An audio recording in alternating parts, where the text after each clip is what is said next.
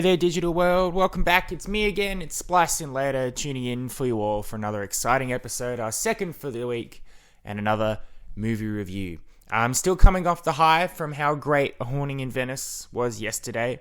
If you haven't caught that episode, or if you didn't even know the movie existed, it's a brand new Poirot murder mystery, and it's delightful. So check that out. Even though I think it only officially released today, you're already behind. So go check it out. I implore you. For our second review this week, quite a lot going against this one in terms of the review. Mainly, just like Haunted Mansion and Ninja Turtles, this movie in America has already been out for, I believe, 1 month, maybe a little bit more.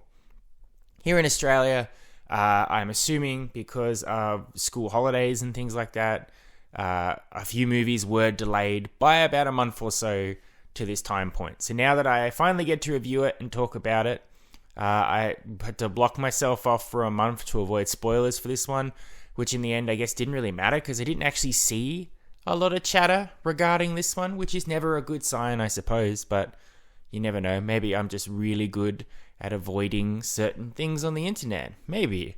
I don't know. So interest probably now regarding this movie is quite small.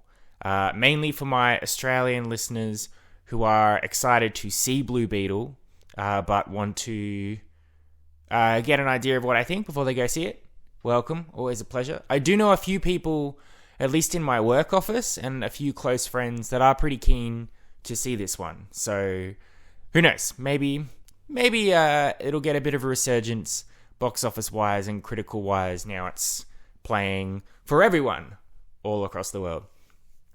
As I just mentioned, we are reviewing Blue Beetle, which is the newest film from DC, starring Xolo Maridueña as Jaime Reyes, aka the Blue Beetle. I would say it's part of the DC cinematic universe, but honestly at this point, I don't know.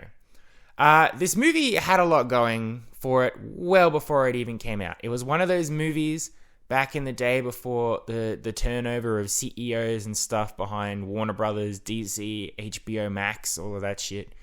A couple of DC movies were filmed and designed to be released straight to their streaming service, HBO Max.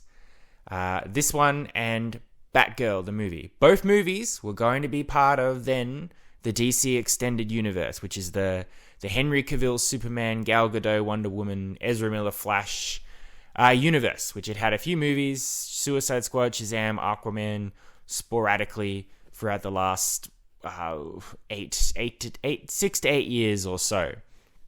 Then, due to some things going on behind the scenes, both of these movies had very different fates. I believe the stratagem was it doesn't result in a lot of money for the people making these movies to do them straight for streaming. They want that box office money. So Blue Beetle luckily survived the chopping block and was planned for a theatrical release, whereas Batgirl, starring Leslie Jones and Brendan Fraser with Michael Keaton's Batman, completely dismantled, thrown in the bin, written off as a tax write-off when the movie was already completed pretty much and ready to go. Now, the people talking about it, it's honestly, there's so many different reasons for why this movie apparently didn't come out, many ranging from it just being a bad movie and unreleasable and not up to the quality of previous DC films. What quality are you talking about? Because I've seen The Flash, I've seen Wonder Woman 1984, I've seen that Suicide Squad movie way back in 2016, even Batman v Superman. The quality is already pretty low. Batgirl must apparently be the most atrocious thing ever. But really, the reason is probably just tax write-off for money. So for Blue Beetle to get a theatrical release means people are probably going to critique it a lot harsher because they'll be looking at it and constantly in the back of their minds will be like, this has to be good to a certain point to justify its existence over Batgirl. If Blue Beetle is terrible, then what does that say about Batgirl? I don't know. Especially with the way The Flash came out, that whole debacle of the marketing and the Ezra Miller scandal and James Gunn and all these people just flat out lying and saying it's the greatest superhero movie ever just so people will go and see it. The promise that it's going to reset the DC universe, and it really didn't do it. Just means the whole thing is sort of at this point. Which is the other thing that's working against Blue Beetle, is the current state of the DC cinematic universe. I've seen a few DC movies this year, and I honestly can't tell you what's going on. With James Gunn and Peter Safran, I think, the new heads of the DC universe, their plan supposedly is to reset it completely and just start again with a brand new young Superman, some other assorted movies with Green Lantern, TV shows, and Creature Commandos, and all these other things. But then, obviously, they're stuck with these DC movies that were still yet to come out. And then it's just whatever they say, so you'll go and see the movie. It's like Shazam, Fury of the Gods. It's part of the DC extended universe. But Shazam could still exist in our world after this. I don't know. But it doesn't matter, because go and watch The Flash, because that's going to reset the universe and get everything ready for our new universe. Except not really, because that didn't happen. But also, Aquaman 2 gets to be in the new universe, even though Aquaman was part of the old universe. And Blue Beetle is just disconnected enough that it's part of our new universe as well. The most maddening thing that anyone said about it is James Gunn, when he says, Blue Beetle is the first character to be introduced to the DCU, which is what he's calling his new cinematic universe. But the new Superman movie is the first DCU movie. So is this not the first DCU movie? If Blue Beetle is the first DCU character? I don't know. Did they trick you to go and see any of these movies? Probably. They certainly tricked me. So you got all of that. You got the mayhem mess that is currently the DC slate at the moment. You've got the elephant in the room, which is the Batgirl movie. And then you've got the current superhero fatigue, which is affecting everyone, not just DC, Marvel as well. People are just over superhero movies. They're over how many of them are coming out every single year, that they mainly follow the same sort of formula, that they're not doing anything special.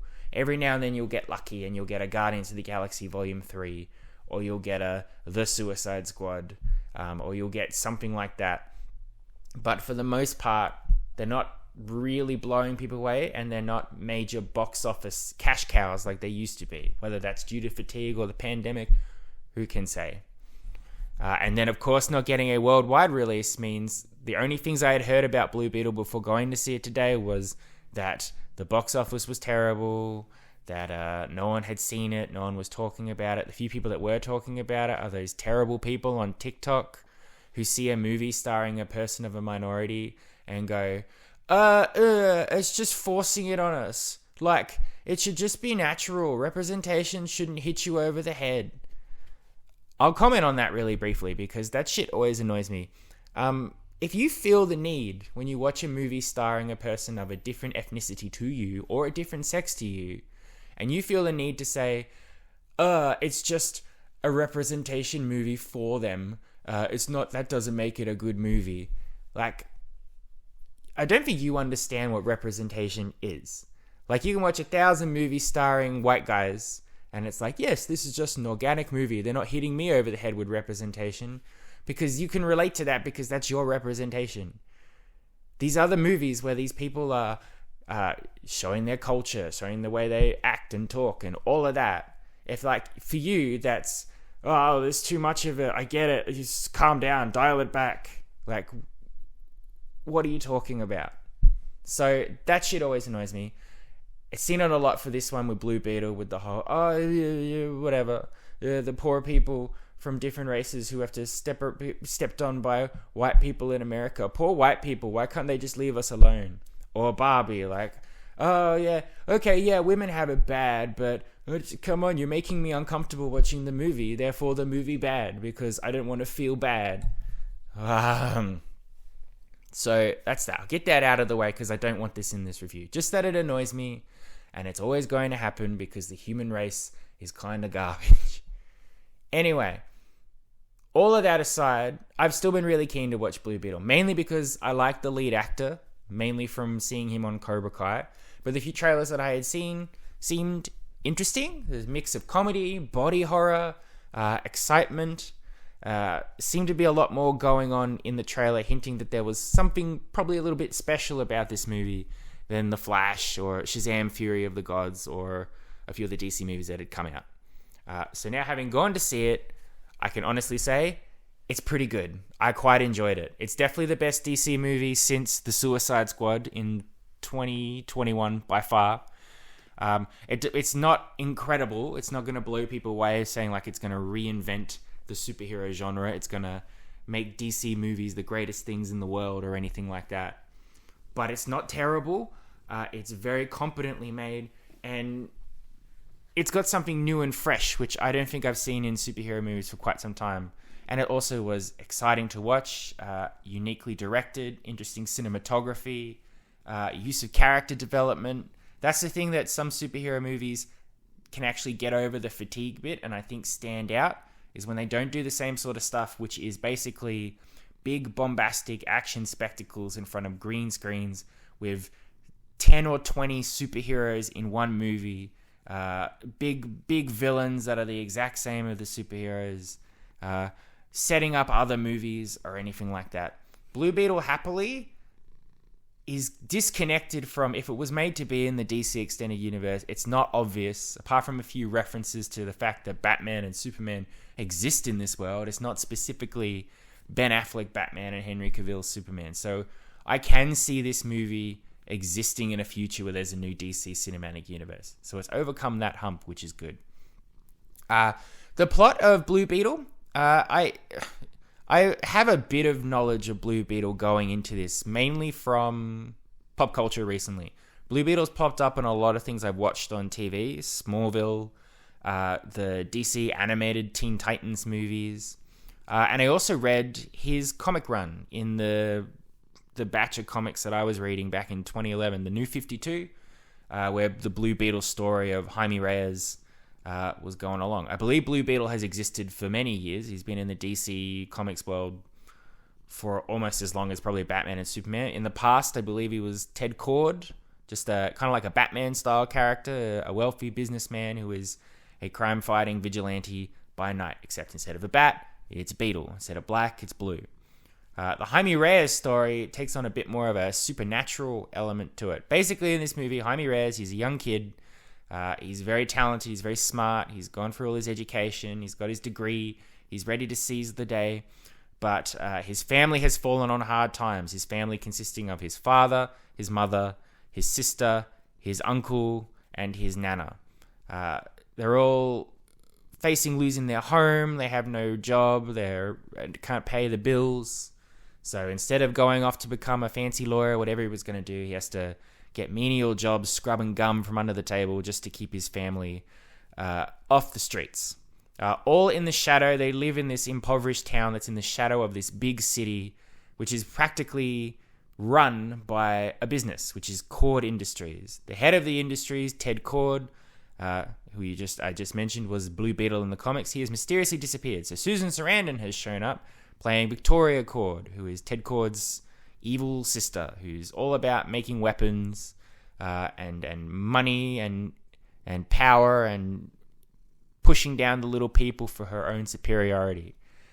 She has found this scarab, which she's going to use to create this thing called the OMAC, which will make soldiers one-man army machines. I can't exactly remember what OMAC stands for. I don't really care. Ted Kord's daughter is desperate to stop her, so she smuggles the scarab out of Kord Industries, and to avoid being caught, she passes it off to Jaime. Little does she know that the scarab chooses Jaime as like its symbiote, its host, bonds with him, and now he is permanently grafted with this alien AI system thing, which when under threat or provoked or attacked, pretty much takes over his body, transforms him into the Blue Beetle. And now the rest of the movie is him sort of having to come to terms with the fact that this thing exists on him, whether he can get it off or not, trying to avoid the bad guys, learning about the scarab, and eventually becoming the superhero Blue Beetle to save not really the world, but exclusively his family. And that's what I really liked about this movie. It's a family drama. Jaime Reyes is a great character. He's very likable. He's a great protagonist. Played very well by Zola Manueda. I apologize if I butchered that last name. It's an interesting take because it is an origin story, and we've had many of them before. But it's kind of, I don't know if anyone ever saw the movie Upgrade. I didn't, but from the trailers, it looked like this guy had this AI system in his head which could take over his body and fight bad guys. And that's kind of what Blue Beetle is. It takes over Jaime's body. He can sort of give it commands to create weapons and all of that. But essentially, the Blue Beetle is just using Jaime as an avatar to do its all stuff. And it is so linked with him on a symbiotic level that it cannot be removed from him unless he dies. So while he's got it, he's terrified for his own well-being, but for the most part, he just doesn't want bad people to get a hold of the tech. He doesn't want his family to get caught up in the mess, and he wants to protect the girl because he's got a crush on her, which is nice. Classic young coming-of-age sort of stuff. Jaime's great. And what I think makes this movie special, and what everyone should go and see it for, is the use of his family in the movie. Refreshingly, the entire family is involved in this story every step of the way. The dad, the mother, the sister, the nana, and crazy Uncle George Lopez.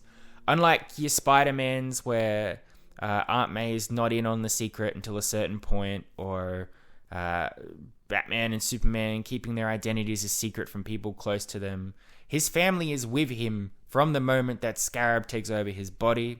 They are there for him while he's figuring out what's going on, and they are with him in the final big extravagant fight scene against Susan Sarandon's forces. Everybody gets their moment to shine. There's no character that's more important than the other. It is a tight-knit family unit that is full of love and support and caring for one another. And it's genuinely emotional and moving to see that throughout the movie. Just this family that has each other's back, and it's like ride or die.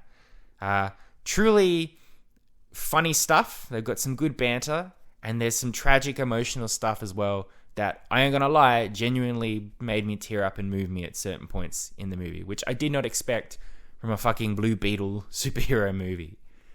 So that's something special about the movie, and that's why I think people should give it a chance and not be like, oh, it's just another superhero origin story movie. It takes a different spin on the hero's journey involving the family, and a family that lives a world that a lot of people probably aren't familiar with. And it's great stuff as well. The villains are fine. Susan Sarandon does good. I can't tell if she is hamming it up or if she just never was that good an actor. I don't know. I never really understood Susan Sarandon. I like her in things, but I've never been like, she's good in the thing. She's very good at being a bitch in this, which I guess is the design of the character, so that's okay. She's genuinely just unlikable and annoying. A lot of the big muscly villain stuff comes from her right-hand man, who you can see right from the start is going to be that person that ends up having the same Blue Beetle tech, but for evil. But there's a little bit of stuff going on his origin story and why he's involved and what's going on with him. I don't think it's elaborated on nearly enough for it to truly have that point in the movie where it's supposed to matter. But, it works for the scenes that it's supposed to work in. Visually, I think the movie's pretty great. It does rely on a lot of CG, but the CG is actually surprisingly believable and effective. It doesn't look terrible. There are some bits which are a bit like, okay, that's CG, but a lot of this stuff now, thinking about how the visual effects artists are so under the pump to get these movies out, I can forgive them if sometimes they don't look particularly great, because I don't know what their deadline was. I don't know how many sleepless nights they put in to make that thing, so I'm not going to be like, ooh, that looks crap. But especially the Blue Beetle stuff looks pretty great when all the weapons are coming out of his armor, where he's flying around. A lot of times the mask is half on, half off, so Jaime's face is like blended in with the Blue Beetle mask. So that looks pretty great. I think it's pretty awesome.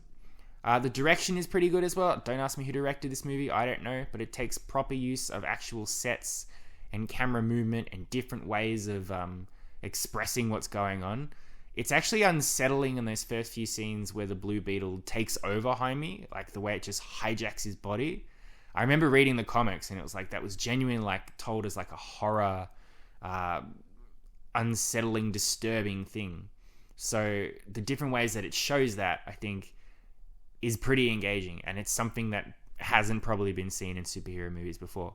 And the cinematography is awesome. They really get a kick out of colors in here, not just blue for the Blue Beetle, but like the city where Cord Industries is just full of lights, neon signs. The helicopters have these purple hues to them, and the music sounds like something out of an 80s Tron style thing, which all works very well. Blue Beetle has this very specific theme that always kicks in when he's rushing in to save the day, combined with the colors matched with that excitement.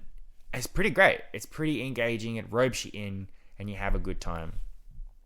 At the end of the day, Blue Beetle had a lot going against it, but I think that it's earned its spot.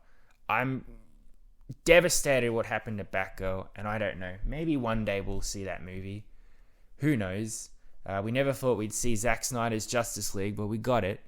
And I will always be upset for the people involved, the actors, the directors, how that was just a huge middle finger to them in terms of how much effort they put into that. But I don't hold that against Blue Beetle. Blue Beetle's got nothing to do with that. And I also don't hold the current mess that is the DC cinematic universe. This movie is so disconnected from all of that. It's just focused on the Blue Beetle story, not about making sure he's joined the Justice League by the end of the movie, or that you get your cameo from Gal Gadot, who apparently cameos in every DC movie these days. It is a very self-contained Blue Beetle story that exists in a world of DC superheroes, but none of that is important to what's going on. Meaning that whatever's going on with Aquaman 2, or whatever the hell's happening at the moment, I think you can safely pull Blue Beetle away from that and just enjoy it as its own thing that may or may not exist in a cinematic universe, but is just a solid movie. It's well made, looks cool, sounds cool, the acting's pretty great. I love the family drama in here. There's proper character development, and it's just a great time.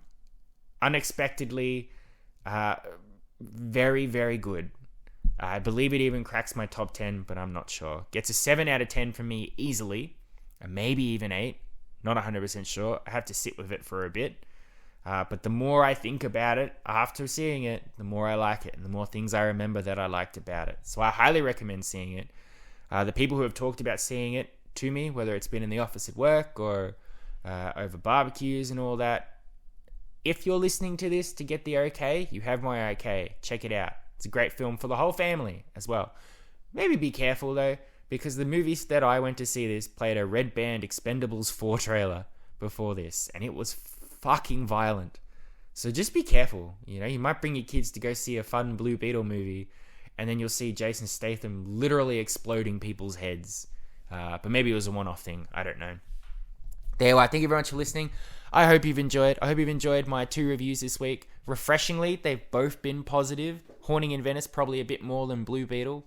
But none of the disasters which have become apparently more frequent on this show, which I hadn't been liking. So it's nice to know that I haven't been completely jaded, and I can still really like movies sometimes. Haunting in Venice and Blue Beetle are both great. They're both out now. If it doesn't obstruct with your personal opinion about the strikes, and I respect everybody that's not currently going to the cinemas right now, holding that money back away from those people because of what's going on. It's great stuff. You should do what you think contributes to the effort.